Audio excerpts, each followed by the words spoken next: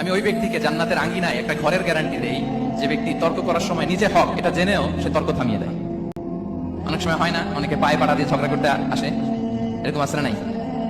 আপনি চুপচাপ দেখবেন একটা বাজে কমেন্টস করতেছে, আবার কমেন্টের নিচে কমেন্ট, আবার গালি, হ্যাঁ আছে না এরকম? বিষ্ণু বলেন নিজে হক এটা জানার পরেও আর যাতে তর্ক না বাড়ে, যে তর্ক থামিয়ে দেয় জান্নাতের আঙ্গিনায়, তাকে আমি একটা ঘরের গ্যারান্টি দেই। ওয়াবিবাইতিন ফি ওয়াসাতিল জান্নাতি লিমান তারাকাল কাযিবা ওয়া ইন কানা মাযিআন। আর ওই ব্যক্তিকে আমি জান্নাতের মাঝখানে একটা ঘরের গ্যারান্টি দেই যে ব্যক্তি কৌতুক করার সময়ও মিথ্যা পরিহার করে।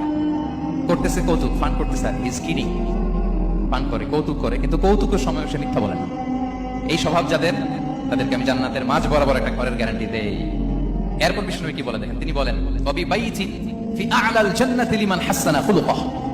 আর জান্নাতের একটা হাইস্ট পিক অফ প্যারাডাইস, জান্নাতের সর্বোচ্চ স্তরে আমি একটা ঘর বা একটা বাসভবনের গ্যারান্টি ওই ব্যক্তিকে দেই যে তার আচরণটা সুন্দর করেছে, যে সুন্দর আচরণের অধিকারী হয়েছে, তাকে জান্নাতের হাইস্ট পিকে আমি একটা বাসভবনের গ্যারান্টি দেই।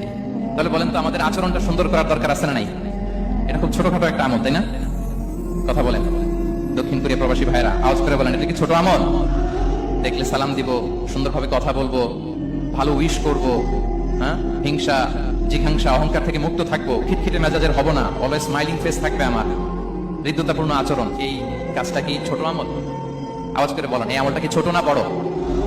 প্রিয় ভাইরা, বিষ্ণু ইসলাম সবার সাথে এরকম মাধুর্যতাপূর্ণ আচরণ করতেন, ছোট থেকে বড়, নারী থেকে পুরুষ, বন্ধু থেকে শত্রু, সবার সাথে সুন্দর আচরণ করতেন। এবং তার এই চমৎকার আচরণে মুগ্ধ হয়ে তার অনেক শত্রু মুহূর্তে তার বন্ধুতে পরিণত হয়েছে।